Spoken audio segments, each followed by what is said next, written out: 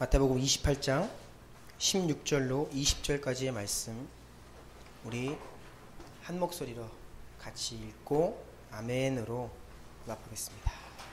16절부터 함께 읽습니다. 시작. 11 제자가 갈릴리에 가서 예수께서 지시하신 산에 이르러 예수를 배웁고 경배하나 아직도 의심하는 사람들이 있더라. 예수께서 나와 말씀하여 이르시되 하늘과 땅의 모든 권세를 내게 주셨으니 그러므로 너희는 가서 모든 민족을 제자로 삼아 아버지와 아들과 성령의 이름으로 세례를 베풀고 내가 너희에게 분부한 모든 것을 가르쳐 지키게 하라. 볼지어다 내가 세상 끝날까지 너희와 항상 함께 있으리라 하시니라. 아멘. 아멘. 우리 양옆에 누가 앉아 계신지 한번 볼까요? 얼굴을 한번 보세요. 옆에 계신 분 혹시 이름 모르진 않죠? 이름 모르면 물어보세요. 네. 우리 이렇게 인사했으면 좋겠습니다. 당신은 아름다운 하나님의 형상입니다. 네. 그런 말을 하기가 마음이 좀 어려워도 하십시오. 네. 반대편, 당신은 하나님의 아름다운 형상입니다. 눈을 보고 하셔야 돼요. 눈을 보고 다시 딱 하나만. 당신 하나님의 아름다운 형상이에요. 네. 우리가 피조물들 가운데 유일하게 하나님의 형상을 따라 지음받은 것이 바로 사람입니다. 그래서 우리는 하나님의 형상대로 지음받은, 그래서 아름다운 거예요. 즐겁죠? 기쁘죠? 네. 제가 한번 기도하고 오늘 말씀 나눕니다. 사랑하는 주님, 이 자리에 앉아있는 것이 하나님의 크신 은혜인 줄 알고 감사드립니다. 주님께서 세상 가운데 우리를 택하시고 구별하셔서 다른 곳에 있지 않고 하나님을 알고 하나님을 찾고 하나님을 부르고 하나님께 예배드리는 이 자리에 있게 하심에 감사합니다. 또한 이 시간 생명의 말씀을 전하고 듣고 그 말씀 안에서 교제하는 시간입니다. 오직 한 성령께서 우리 가운데 임하시고 역사하여 주셔서 부족한 종의 입술 가운데 권능을 더하여 주시고 하나님의 말씀을 잘 전달할 수 있는 통로로 사용하여 주시옵소서. 앉아계신 모든 우리 주나님교회 학생들과 성도들 지혜와 계시의 영 함께 하셔서 듣는 영적인 생명의 말씀을 깨달아 알고 듣고 끝나는 것이 아니라 마음에 새겨지고 생각과 가치와 인생이 변화되는 능력의 말씀으로 역사하여 주옵소서. 방해하는 사단의 세력을 예수 그리스도의 이름으로 꾸짖고 정죄하고 물리치며 오직 성령님 홀로 이 가운데 역사하시기를 간구합니다.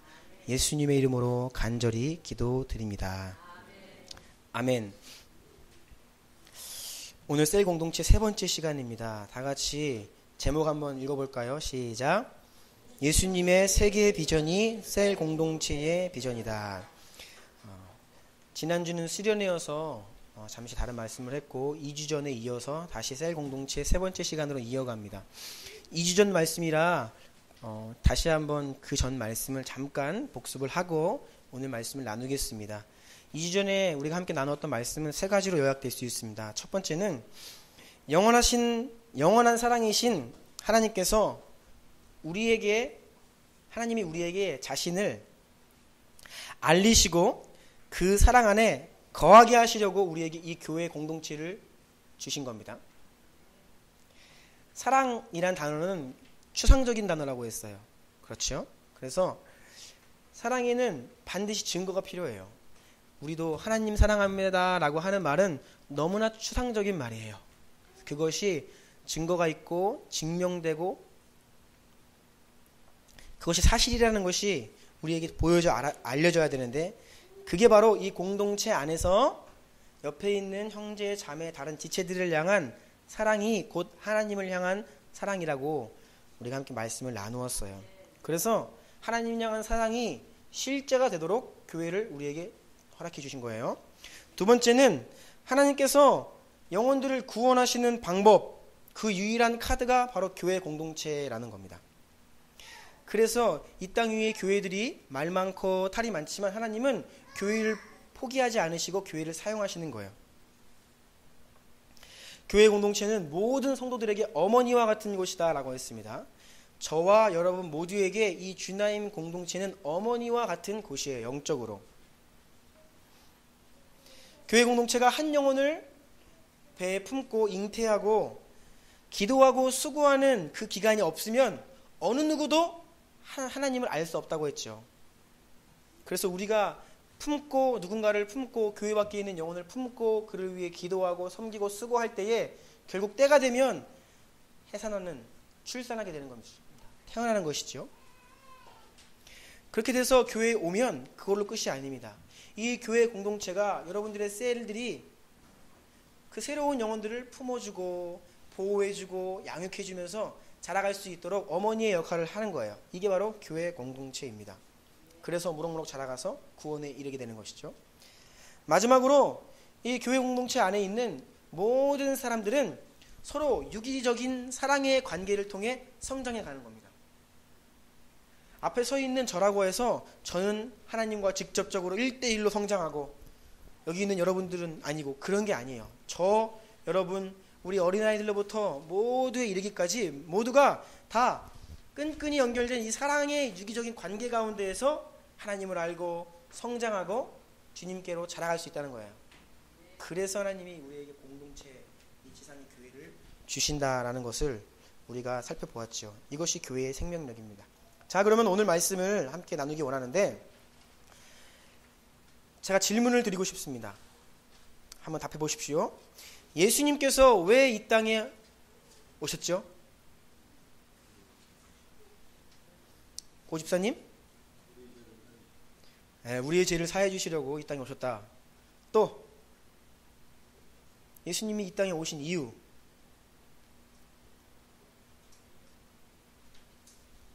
죄를 사해 주시고 구원하시기 위해서. 자, 맞아요. 그런데 예수님이 이 땅에 오신 이유에 대해서 우리가 다시 한번 잘 그 말에 생각해 볼 필요가 있어요. 자, 나의 죄를 사해 주시고 지옥에 갈 수밖에 없는 나를 천국 백성 삼으시려고 예수님이 이 땅에 오셨다. 자, 그러면 여러분 그 예수님을 믿으시죠? 아멘이세요? 믿고 구원 받으셨죠? 아멘이시죠? 자, 그러면 예수님이 오신 목적이 이루어진 거네요. 질문을 드리는 거예요. 한번 생각해 보시라고. 그렇죠? 날 위해서 예수님이 오셨기 때문에 날 위해서 예수님이 십자가에 달리셨는데 내가 예수님을 알고 그 은혜를 깨닫고 구원을 받았으니까 예수님이 오신 그 목적이 성취되었다. 이렇게 되면 이제 문제가 생기는 거예요.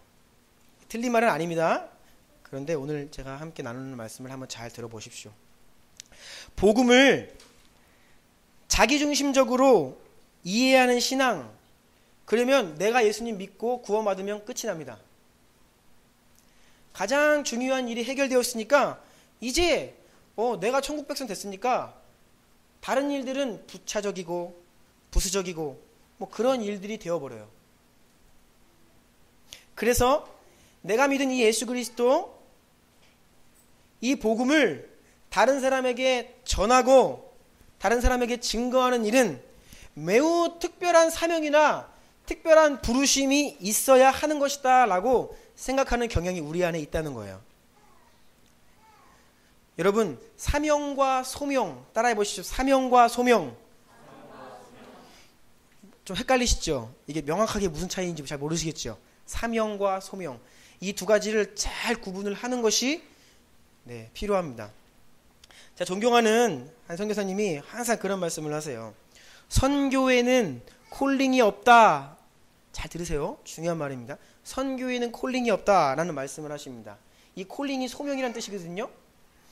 그러니까 선교는 특별한 소명을 받아서 하는 것이 아니라 마땅히 우리 모두가 해야 할 사명이라는 거예요. 이 소명과 사명의 차이를 제가 설명을 좀 더 드릴게요. 여러분, 하나님께서 여러분에게 직접적으로 내가 너를 사랑한다 라고 말씀해 주셔야 하나님이 나를 사랑하시는 겁니까? 혹시 이 가운데 생생하게 하나님이 내 이름을 불러가시면서 진용아 내가 너를 사랑한다 라고 그 음성 들었기 때문에 하나님이 나를 사랑하는 것을 아시는 분 계세요?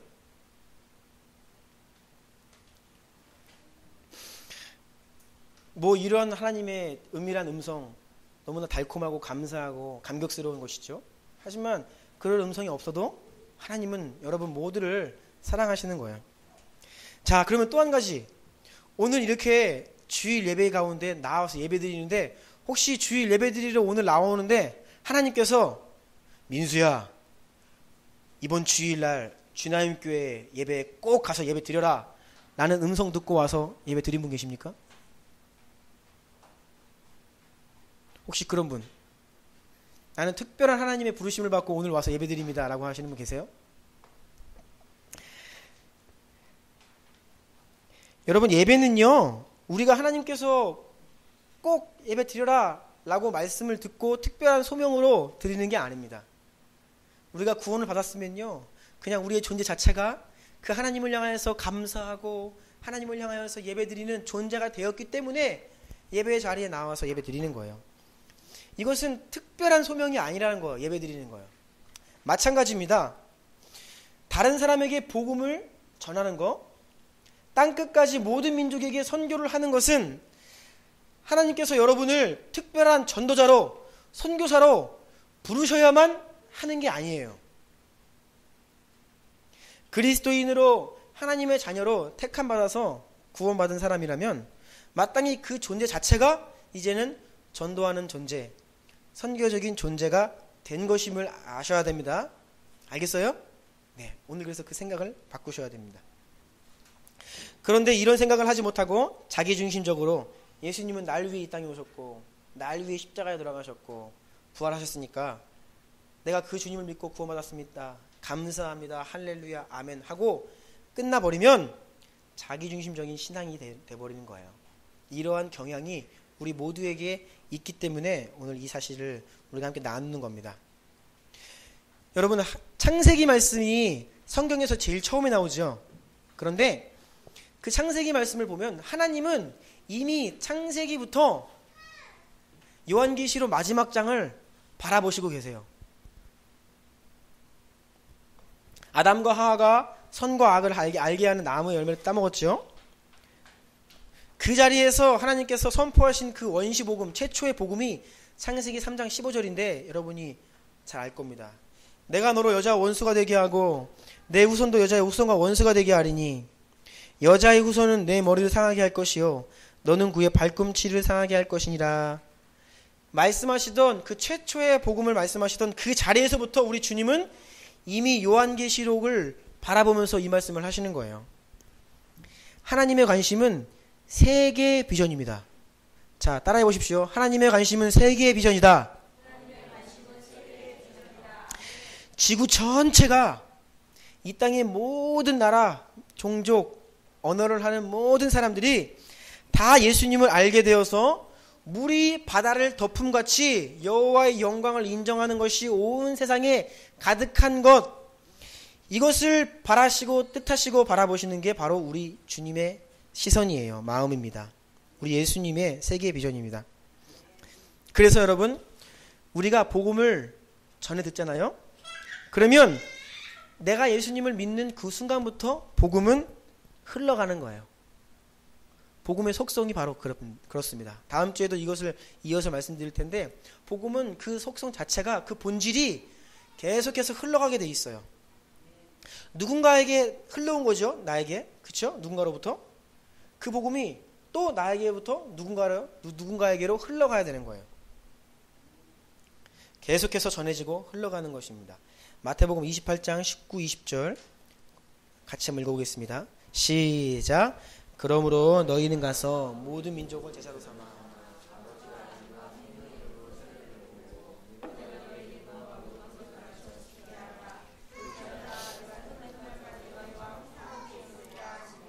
아멘.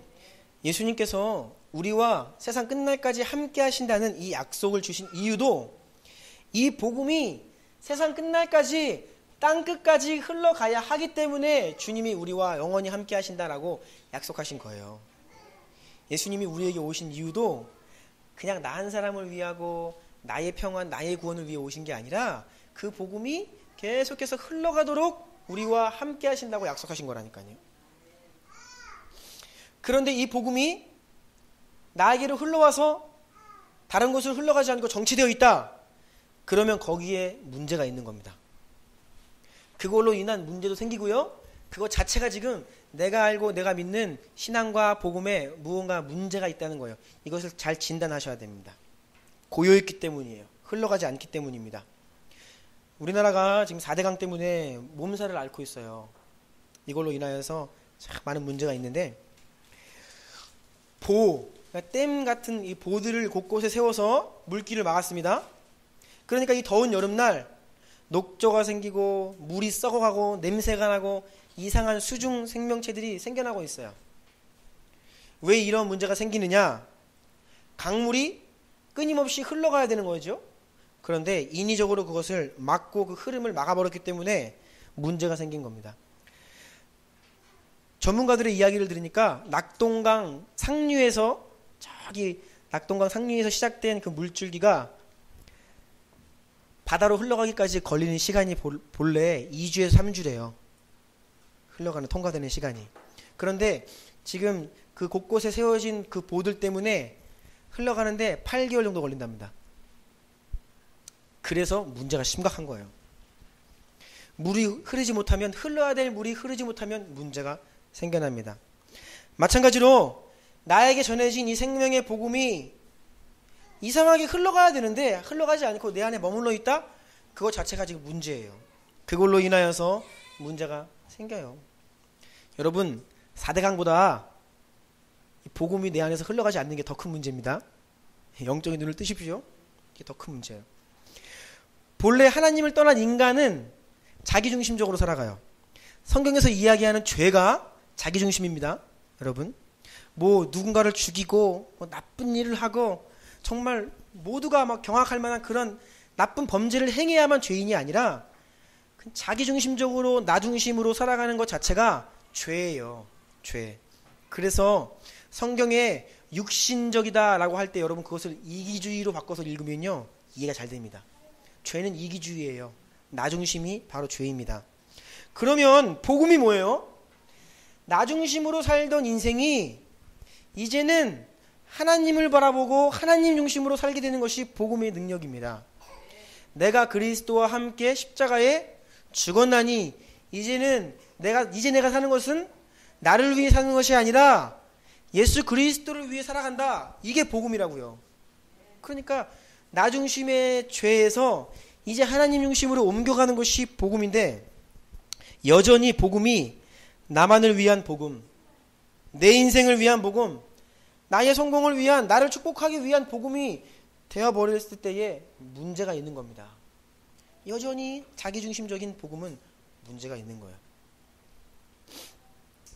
하나님의 마음을 아직 모르는 것이죠. 주님의 마음은 땅 끝을 향해 있다. 하나님은 세계의 비전을 가지고 계시다. 이 사실을 꼭 기억하기 바랍니다. 요한계시록 7장 9절 10절 주님께서 바라보시는 세계의 비전, 이것입니다. 읽겠습니다. 시작. 이 일 후에 내가 보았습니다. 모든 나라와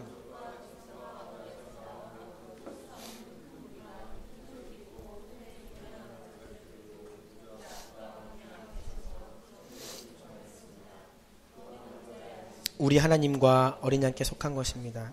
모든 나라와 민족과 백성과 언어들, 전 세계에 얼만큼의 종족이 있다고요? 2만 4천 종족이 있어요. 언어는 몇 개 있을까요? 6,800가지의 언어가 있습니다. 종족이 좀 더 많은데, 그 모든 나라, 종족, 백성, 언어들이 셀 수 없는 수많은 무리들이 하나님을 향하여서 구원은 하나님과 어린 양 예수 그리스도께 있습니다 라고 고백하는 그 모습을 우리 주님은 창세부터 그것을 바라보시면서 나아가시고 계시다고요. 예수 그리스도께서 오신 이유가 바로 여기입니다. 마지막 날을 향하고 계신 우리 주님의 비전이 정말 원대. 여러분 생각해 보십시오. 어떤 제한된 나라와 족속이 아니라 지구에 있는 모든 나라, 모든 종족, 모든 언어가 다 주님을 알게 되어서 주님께 영광 올려드리는 그 장면을 한번 상상해 보세요. 이것은 정말 창세 이래로 한 번도 성취된 적이 없는 원대한 비전입니다. 이것만큼 큰 비전은 없어요. 엄청난 환상이지요. 자, 그런데 이렇게 엄청난 비전을 가지신 예수님께서 3년 동안 이 땅 위에서 하신 일들을 보면 우리가 과연 예수님 이런 비전 있으신 분 맞나? 예, 그러한 말과 행동을 많이 하셨어요. 가는 곳마다 예수님께 수많은 사람들이 몰려들었습니다. 예수님을 수많은 사람들이 따라다녔어요. 그러면 여러분 한번 생각해 보세요. 우리의 지금 목표가 전 세계예요. 할 일이 많죠? 사람들이 필요합니다. 그러면 그 비전을 가진 나에게 사람들이 막 오면요, 우리는 이렇게 이야기의 정상입니다. 그래, 좋다. 우리 한번 해보자. 빨리 이스라엘을 복음화시키고 우리 로마로 가면 세계로 통하는 문이 있잖아요. 길이 있잖아요. 그러니까 우리 로마로 가자 라고 해야 정상이에요. 그런데 우리 주님은 그렇게 하지 않으셨습니다. 자신에게 나오는 사람들에게 너는 왜 왔니? 되물으세요. 아무나 나를 따라올 수 없어. 나를 따라오려면 너 네 십자가를 지고 매일 너 자신을 부인하면서 따라와야 한다. 이런 말씀을 하셨고요.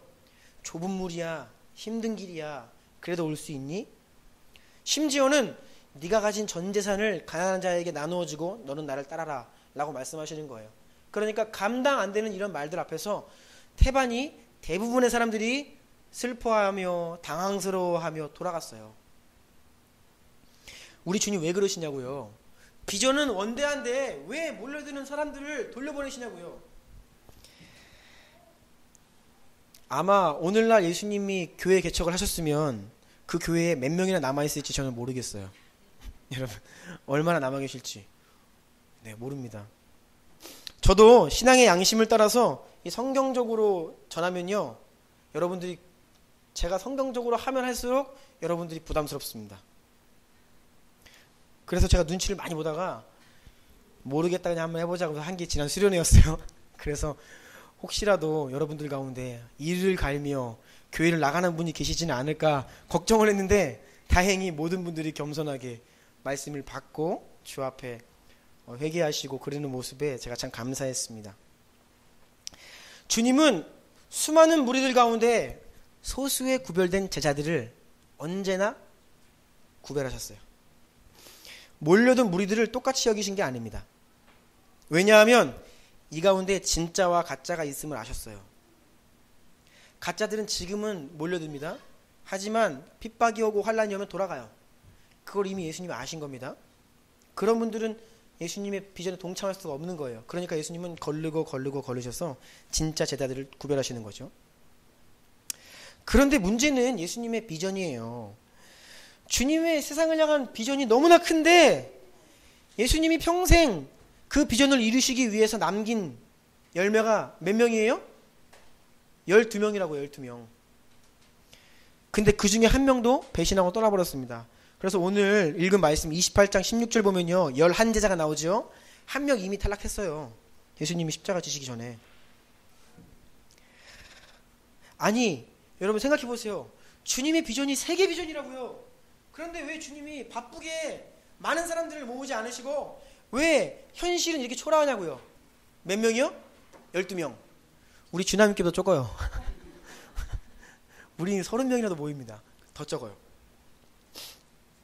그런데 우리가 이렇게 보잘것없고 하찮고 초라하다고 생각하는 이것이 예수님의 세계 비전을 이루시는 방법입니다. 이게 중요해요. 여러분 아름다운 세상을 위하여라는 영화 아시나요? 조금 오래된 영화라 우리 아이들은 모를 겁니다. 뭐 본분이 거의 안 계신 것 같은데 할리우드 영화인데 아름다운 세상을 위하여라는 영화 보면 중학교 사회 선생님이 아이들에게 방학 숙제를 내줘요. 내일 개학이죠, 태건이? 방학 숙제 다 했어요? 아직 안 한 얼굴이에요. 네. 저도 초등학교 때 생각납니다. 개학을 앞두고 하루 이틀 뭐 한 달치 일기를 하루에 다 씁니다. 그치요? 네. 탐구생활 뭐 벼락치기로 누님들이 물려주신 거 보고 베끼고 막 그랬어요. 그런데 이 영화에서 선생님이 숙제를 내주시는데 방학 동안에 너희들이 해와야 될 숙제가 이거다. 세상을 변화시키기 위한 방법을 생각해와라. 이게 숙제였어요. 대부분의 친구들이 그 숙제 뭐야? 이게 하찮게 생각했는데 주인공 트레버라는 남학생, 중1짜리 남학생이 이것을 굉장히 심각하게 생각을 하고 열심히 고민을 하고 숙제를 해갑니다.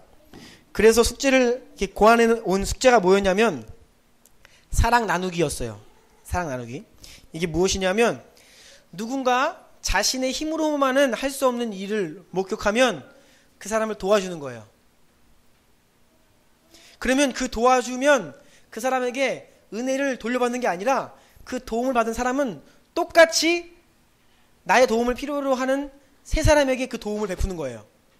그래서 이 아이가 생각해 온 게 자기 선생님, 자기 엄마, 친구 이 세 명에게 자기가 좋은 일을 하면 이 세 명이 각각 세 명에게 또 하면 27명이 됩니다.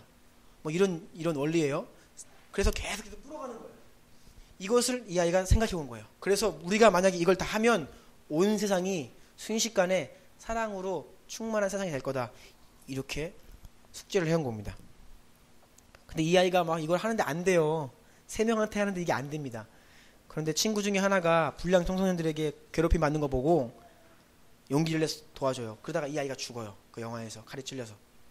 이걸로 통해서 이 사실이 미국에 알려지면서 미국에 있는 모든 사람들이 사랑 나누기 운동을 시작해가지고 미국 전역이 막 사랑의 불바다가 되는 그런 영화입니다.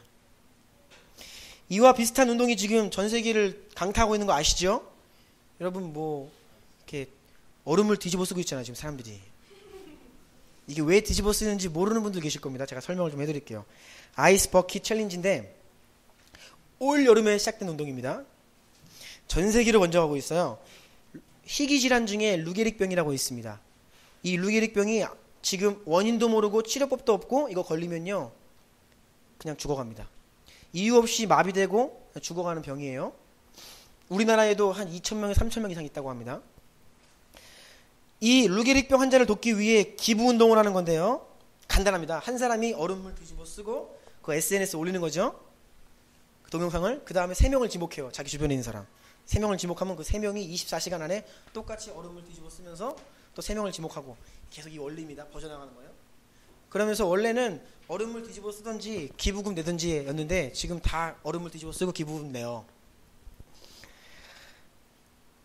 그래서 전 세계적으로 이게 뭐 유명 인사들이 굉장히 많이 했습니다. 뭐 빌 게이츠도 했고 축구선수 메시도 했고 네이마르도 했고 다 되게 많이 했어요. 우리나라 차범근, 손흥민 다 했습니다. 류현진도 했어요. 조지 부시 전 대통령도 했습니다. 그리고 조지 부시 대통령은 지금 누구를 지목했냐? 클린턴 대통령을 지목했어요. 그리고 이 버락 오바마 미국 대통령도 지목을 당했는데 본인은 쓰지는 않고 기부하겠다라고 했습니다. 이게 우리나라도 지금 번져가지고 정치인들 새누리당의 김무성 그리고 나경원 다 했고요.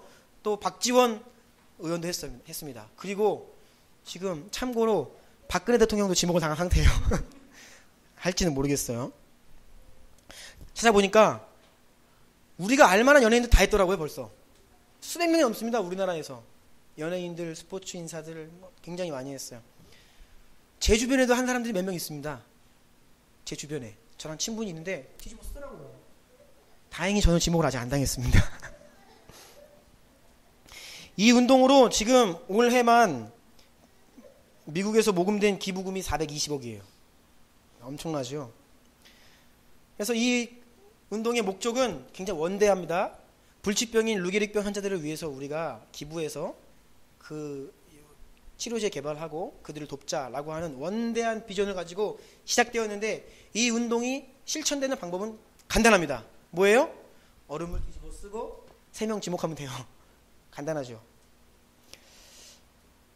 여러분 우리가 어떤 꿈을 꿀 때 그 꿈이 위대하다고 해서 그 꿈을 이루는 방법도 위대하다고 생각하면 착각이에요. 세계 최고의 축구선수가 되는 법은 뭡니까? 어느 날 하나님께서 신적인 재능을 주시면 되는 거예요? 아니죠. 오늘 열심히 연습하면 되는 겁니다. 이 법칙을 피해갈 수 없는 거예요. 아무리 큰 원대한 비전이라도 그것을 이루는 방법은 소박하고 매우 작고 미약한 거예요. 이 아이스 버킷 챌린지는 아닌데 감사 릴레이라고 있더라고요. 제가 잘 그 시작을 어디서 했는지 모르겠는데 제 주변에 한동대 다니는 학생들이 이걸 하는 거 보니까 한동대학교에서 지금 이거 하는 것 같아요. 감사 릴레이도 비슷해요. 그냥 정말 감사한 거리들을 요즘에 감사를 너무 안 하니까 사람들이 감사거리를 3가지를 이렇게 SNS에 올리는 거예요. 저는 이래서 감사해요, 감사해요, 감사해요. 그 다음에 3명을 또 지목합니다. 그러면 그 3명이 또 감사해요, 감사해요 하고 또 3명을 지목하는 거예요. 제가 오늘 아침에 여기 지목을 당했어요, 이거에. 그래서 알게 된 거예요. 저도 그래서 오늘 예배 끝나고 가서 감사 제목을 3개 올려야 됩니다. 여러분, 예수님의 원대한 세계 비전, 그 방법은 매우 소박한 겁니다. 예수님은 12명의 제자를 남기셨어요. 이것은 예수님의 방법만이 아닙니다. 우리에게도 예수님이 따라라고 알려주신 방법이에요. 우리는요, 보통 너희는 가서 모든 민족을 제자로 삼아 복음을 전해라, 이 말 들으면요 기가 죽어요.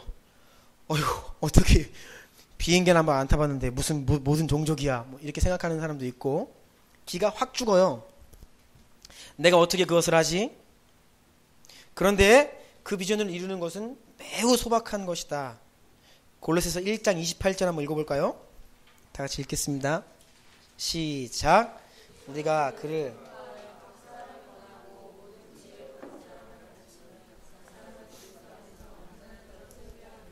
여기서 각 사람은 한 사람 한 사람을 이야기해요.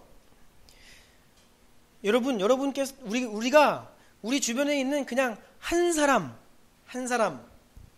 복음을 권하고 내가 믿는 예수님을 전하고 예수님이 얼마나 위대하신 분인지를 알려주고 한 사람에게 이게 예수님의 세계 비전을 이루는 가장 파워풀한 방법이라는 것을 아셔야 됩니다. 이어서 디모데후서 2장 2절도 읽어볼게요. 시작. 또 내가 많은 증인 앞에서 내게 들은 바를 충성된 사람들에게 부탁하라. 그들이 또 다른 사람들을 가르칠 수 있으리라. 내가 누군가에게 예수님을 전하고 가르치면 그도 다른 누군가에게 그 예수님을 전하고 가르치는 겁니다. 그래서 나에게 흘러온 복음이 흘러가는 거예요.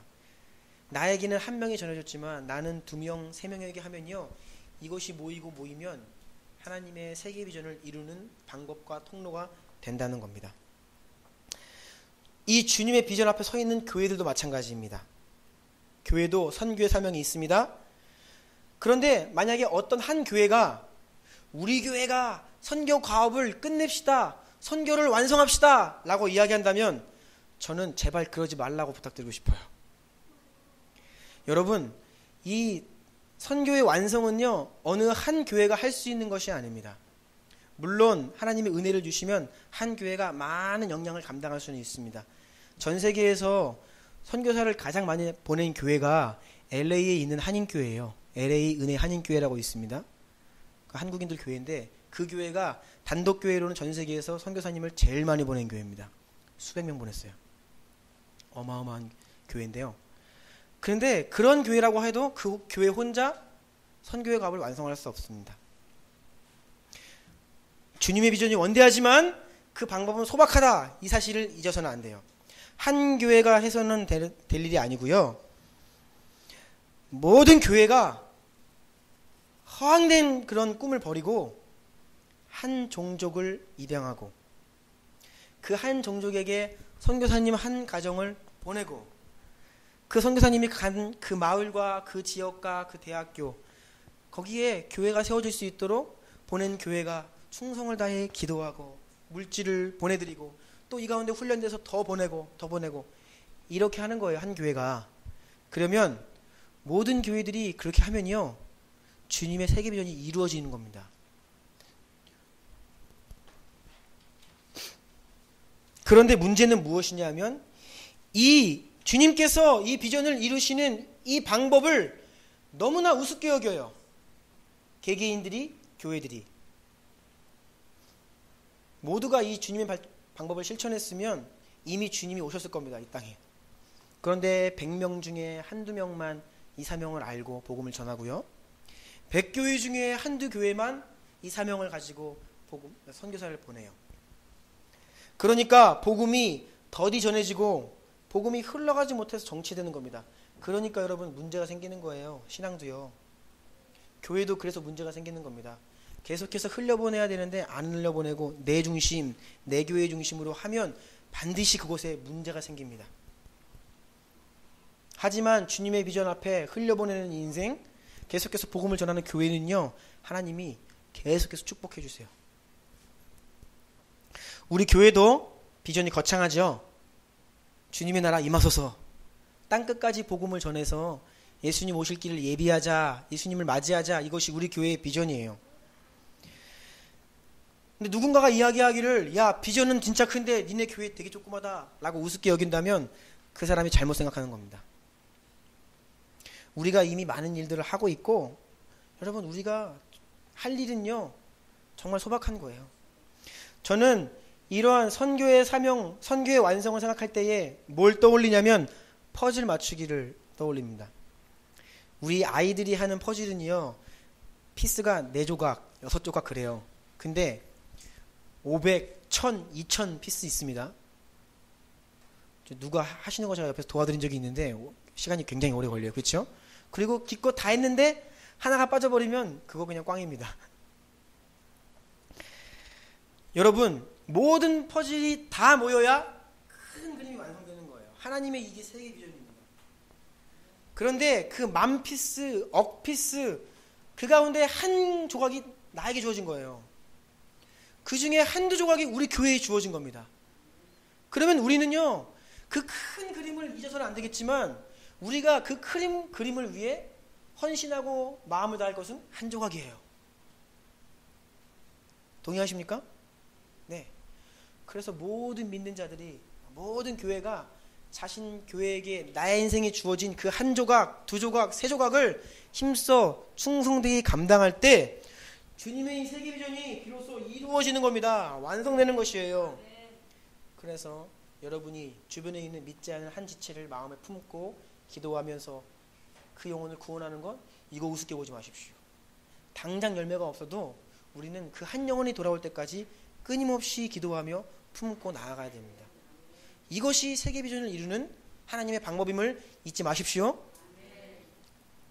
그래서 우리 교회도 2014년 우리가 지금 기도하고 있는 것이 100명의 무릎 선교사예요. 제가 선교단체에서 배우기를, 여러분, 한 영혼도 돌아오려면 그렇게 많은 수고와 기도가 쌓여야 한 영혼이 마음이 열려서 돌아오는데, 한 나라와 한 종족과 한 마을이 돌아오려면 얼마나 많은 기도와 수고가 있어야겠어요. 그래서 선교사님 한 분 그냥 가신다고 해서 끝날 일이 아닙니다. 선교사를 보내는 교회는 최소한 한 선교사님당 100명의 무릎 선교사가 뒤에서 기도로 물질로 후원해 주지 않으면 그 선교는 온전히 이루어질 수 없다. 이것이 제가 배운 것이에요. 그래서 우리 교회도 우리에게 맡겨진 이 한 조각의 퍼즐을 감당하기 위해서 100명의 무릎 선교사를 주십시오. 한 가정을 선교사 후보생을 주십시오. 라고 기도하는 거예요. 그래서 때가 되면 보내고 우리가 그 한 종족과 마을을 위해 더 힘써 기도하고 주님이 은혜를 더 주시면 또 한 종족을 입양하고 또 한 종족에게 선교사님을 보내고 이 일들을 우리가 할 수 있는 겁니다. 이것이 바로 세계 비전을 이루시는 예수님의 방법임을 잊지 마십시오. 말씀을 마무리하겠습니다. 예수님의 비전이 곧 우리 교회, 우리 셀 공동체의 비전입니다. 예수님께서 무리들 가운데 진정한 제자를 구별하셨죠? 우리 셀 공동체의 비전, 주님께서 우리에게 원하시는 것처럼 우리가 일주일에 한 번 그저 모여서 예배드리고 흩어지는 무리들이 아니라 정말 주 앞에서 구별된 한 사람 한 사람의 진정한 제자가 되기를 축복합니다. 그래서 주님과 더 가까이 하고 주님과 더 깊이 교제하고 예수님의 인격과 권능을 닮은 제자 한 사람 한 사람이 되기를 원하는 것이 우리 셀 공동체의 비전이에요. 두 번째는 예수님도 평생 12명을 위해 수고하고 기도의 씨앗을 뿌리셨지요. 우리 셀 공동체도 이 예수님의 세계 비전을 위해서 예수님의 방법을 따라 한 영혼을 태신자로 품고 그들을 위해 기도의 씨앗을 뿌리는 겁니다. 그리고 그 영혼이 구원에 이르도록 품어주고 도와주고 섬겨주는 것이 바로 여러분들의 셀 공동체임을 잊지 말기를 바랍니다. 세 번째입니다. 마지막으로 우리는 예수님의 세계 비전을 위해서 한 종족을 입양하고 한 선교사 가정을 파송하여서 물질과 기도와 우리의 전심을 다하여 후원하고 선교하는 선교적인 셀 공동체가 되기를 원합니다.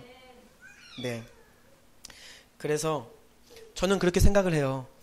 하나님의 관심을 나의 관심으로 품은 자, 그 인생이 가장 복된 인생입니다. 다윗이 성경을 통틀어 하나님의 마음에 합한 자라는 유일한 그 칭호를 받았어요. 내 마음에 합하다. 이게 무슨 뜻이냐면요, 다윗의 마음은 내 마음과 똑같다, 그 뜻이에요. 여러분이 하나님의 마음을 품으면 하나님 마음에 합한 자가 되는 거예요. 주님의 관심이 영혼들에게 가 있고, 영혼들의 구원에 있고, 교회가 부흥하고 하나님 나라가 완성되는 땅 끝으로 향했기 때문에 그런 하나님의 관심을 품은 자가 복된 인생입니다. 동시에 그런 하나님의 비전을 품은 교회가 영광스러운 교회입니다. 이 교회가 말세의 환난과 핍박을 이겨낼 수 있는 교회고, 주님 오실 때 영광 가운데 주님을 맞이할 수 있는 교회임을 기억하시기를 바랍니다. 오늘 들은 말씀 기억하면서 한번 기도하기를 원해요. 하나님, 그 예수님의 세계 비전이 우리 교회의 비전입니다. 여러분 개인의 비전입니다. 우리의 셀 공동체의 비전입니다. 우리가 더 이상 모였다가 그냥 흩어지는 무리들이 아니라 구별된 예수님의 제자들 되기 원합니다. 여러분의 셀 공동체가 그러한 현장이 되기를 원해요. 주님의 사랑의 실제가 되고, 영혼들을 향한 사랑이 이제 정말 영혼들을 위해 기도하고 그들을 품고 인내하고 또 결실하고 주님께로 올려드릴 수 있는 그러한 셀 공동체가 되기를 원합니다. 주님의 꿈은 위대하지만 그것을 이루는 방법은 너무나 소박한 거예요. 내가 오늘 믿지 않는 한 영혼을 위해 기도하는 것, 내가 오늘 한 나라와 한 종족과 선교사님을 위해 기도하는 것, 그들을 위해 내 물질을 구별하여 드리는 것, 이것이 하나님의 세계 비전을 이루는 방법입니다. 참 소박한 것이에요. 꼭 그것을 기억하시기 바랍니다. 나와 여러분과 우리 공동체와 이 교회가 이러한 주님의 사명과 비전을 품는 영광스러운 인생 공동체 될 수 있도록 우리 다 같이 한번 기도하기 원합니다. 기도하시겠습니다.